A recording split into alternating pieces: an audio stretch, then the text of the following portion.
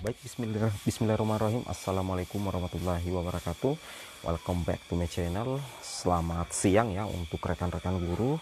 Jadi pada video kali ini kembali lagi admin akan mencoba mengupdate informasi terbaru seputar P3K Guru di tahun 2022-2023 Bapak Ibu ya. Yang mana informasi yang akan kami bahas pada hari ini cukup simpel, tetapi saya yakin informasi ini penting ya untuk rekan-rekan guru, terutama P2 dan P3 ya. Jadi di sini ada salah satu pertanyaan dari subscriber ya yang mempertanyakan di kolom komentar. Misalkan jika kuota di sekolah hanya satu ya, jadi dia mempertanyakan misalkan kuotanya itu di sekolah hanya satu dan ternyata guru induk yang ikut observasi itu adalah dua. Nah, kira-kira bagaimana penentu kelulusannya?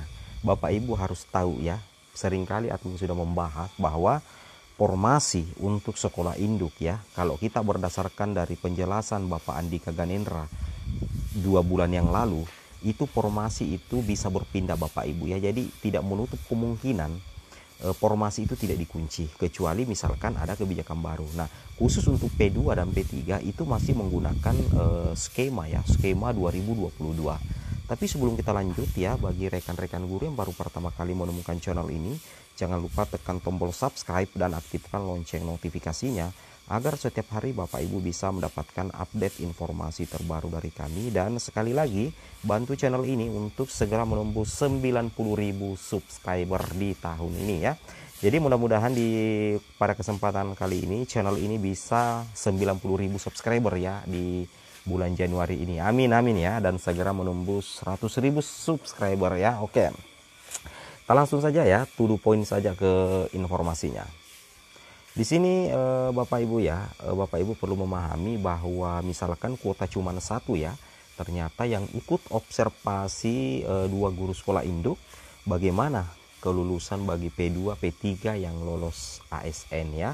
Nah, Bapak Ibu perlu pahami bahwa aturan observasi dalam satu instansi itu sebenarnya tidak ada istilah mengunci formasi, karena formasi itu istilahnya formasi itu bisa berpindah Bapak Ibu. Kenapa admin berani mengatakan seperti itu? Sesuai dengan penjelasan dari pihak Kemendikbudristek.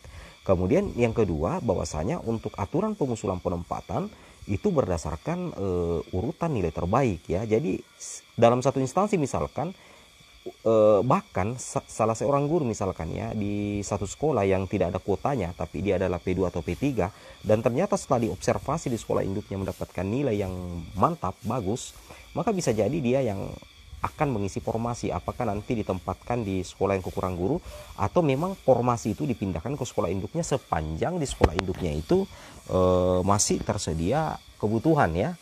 Nah, kemudian salah satu faktor juga penentunya yaitu dilihat dulu status prioritasnya P2 atau P3.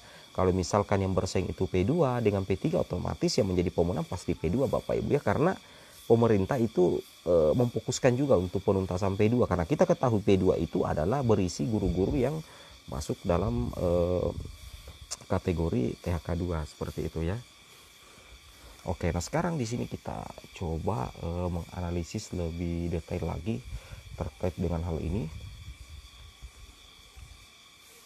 Nah, di sini ini adalah contoh ya pemaparan dari Bapak Andika Ganendra. Mudah-mudahan bisa menjawab dari pertanyaan yang diajukan tadi yang menjadi judul konten kita pada hari ini. Misalkan ya ada 4 sekolah, misalkan dari keempat sekolah itu hanya ada 2 formasi dalam satu instansi ya. Jadi dalam satu instansi ini ada 4 sekolah, kemudian ada 4 guru yang akan mengikuti observasi, tapi formasi yang tersedia itu adalah 2 meskipun kebutuhannya 4. Nah, formasi yang tersedia itu ada di sekolah A dan di sekolah B. Setelah dilakukan observasi, ternyata pelamar C dan pelamar D itu memiliki nilai lebih tinggi daripada pelamar A dan B. Maka secara otomatis tidak mungkin guru yang ada di sekolah A di sekolah B itu mengunci formasi di sekolahnya, karena dia kalah nilai dari guru yang ada di sekolah C dengan di sekolah D, meskipun formasi itu ada di sekolah A dengan di sekolah B. Jadi kalau posisinya seperti ini, karena di sekolah C ini menjadi pemenang, di sekolah D ini menjadi pemenang, tetapi tidak ada formasi, tetapi masih membutuhkan guru, maka secara otomatis formasi yang ada di sekolah A, formasi yang ada di sekolah B, itu akan dipindahkan ke sekolah C. Ini sesuai dengan penjelasan dari Kemendikbudristek. Jadi kalau kita bisa simpulkan ya, kita bisa simpulkan bahwa untuk khusus P2 dan P3 dalam penempatan formasi itu, penguncian formasi itu relatif Bapak Ibu ya. Salah satu syarat ya guru sekolah induk mengunci formasi di observasi apabila memang nilainya juga mantap ya, nilainya bagus. Seperti itu ya. Nah, itu yang harus Bapak Ibu pahami. Dan ini informasi resmi dari Bapak Andika Ganendra yang pernah disampaikan di kanal YouTube-nya ya, di Sapa GTK ya, wujudkan guru berkualitas melalui seleksi guru ASN P3K. Seperti itu Bapak Ibu. Kemudian di sini kita bisa lihat ya, Bapak Ibu bisa perhatikan juga di sini bahwa misalkan pelamar yang lulus ini adalah dua skenario baru lagi. Nah, jadi kemungkinan kedua untuk penempatan bagi P2 dan P3 itu tanpa mengunci formasi, tapi formasi dipindahkan ke sekolah yang memang tidak ada formasi tapi kekurangan guru atau membutuhkan guru atau memiliki kebutuhan, dan guru yang kelebihan guru di sekolah induknya tetapi menjadi pemenang di observasi itu bisa saja dipindahkan seperti yang tertera di layar monitor ya.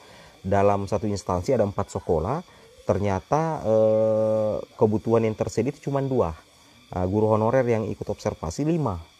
Nah, ternyata yang menjadi pemenang itu adalah guru honorer yang berada di sekolah C. Sedangkan di sekolah C ini kelebihan guru Bapak Ibu. Nah, kelebihan guru di sini.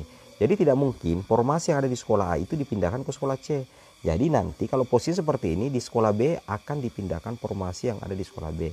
Kemudian guru pemenang yang ada di sekolah C itu akan dipindahkan ke sekolah B. Logikanya seperti itu. Itu yang harus Bapak Ibu pahami dan Bapak Ibu cermati. Ini menjadi salah satu hal yang sangat luar biasa Bapak Ibu ya, sangat luar biasa. Kemudian kita lanjut lagi ya di berikutnya lagi di sini. Nah, ini lagi. Ini lagi yang membuktikan bahwa mengunci formasi untuk P2 dan P3 itu relatif Bapak Ibu ya, relatif sekali. Misalkan di sini dalam satu instansi ada 4 sekolah ya, ada 4 sekolah. Kemudian guru honorer ikut observasi itu 6 ya, 6. Kemudian kebutuhannya itu cuma 2, formasi 2. Nah, setelah dilakukan observasi ternyata menjadi pemenang adalah guru yang, nah logikanya seperti itu, yang jadi pemenang itu adalah guru yang kelebihan, maka di sekolah ini sudah tidak bisa lagi terjadi perpindahan formasi karena sudah tidak ada sudah tidak ada lagi sekolah yang kekurangan guru, karena yang menjadi pemenang itu guru yang kelebihan guru. Tidak mungkin formasi itu dipindahkan ke sekolah C atau sekolah D.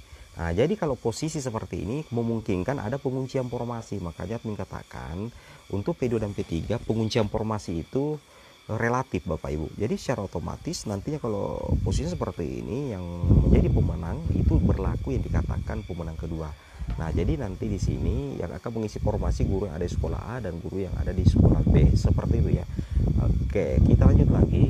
Di sini di Juknis P3K Guru 2023 untuk pengusulan penempatan bagi P2 dan P3 di sini di poin H dikatakan bahwa panitia seleksi instansi daerah melakukan pengusulan penempatan pelamar prioritas 2 dan pelamar prioritas 3 itu berdasarkan urutan nilai tertinggi hasil penilaian seleksi kompetensi sebagaimana dimaksud pada huruf G kepada panitia seleksi P3K jabatan fungsional guru Kemendikbud. Jadi Bapak Ibu ya perlu memahami juga bahwasanya nah untuk penentu pengusulan penempatan ya khusus bagi pelamar P2 dan pelamar P3 itu nanti berdasarkan urutan nilai tertinggi dari hasil penilaian kesesuaian. Ini resmi Bapak Ibu ya. Nah, itu yang menjadi penentu kelulusan. Jadi penguncian formasi itu relatif Bapak Ibu ya dalam satu instansi. Nah, kemudian kita lanjut lagi di sini. Nah, seperti ini Bapak Ibu ya, kalau prioritasnya untuk P2 dan P3 ya. Nah, misalkan seperti ini ya, sisa formasi 20, jumlah P2 2, jumlah P3 200. Jadi yang diprioritaskan terlebih dahulu itu adalah P2 dulu Bapak Ibu ya. Oke, ini alur yang sebenarnya sudah pernah kita bahas sebelumnya Bapak Ibu. Oke, mungkin cukup sampai di sini informasinya. Assalamualaikum warahmatullahi wabarakatuh.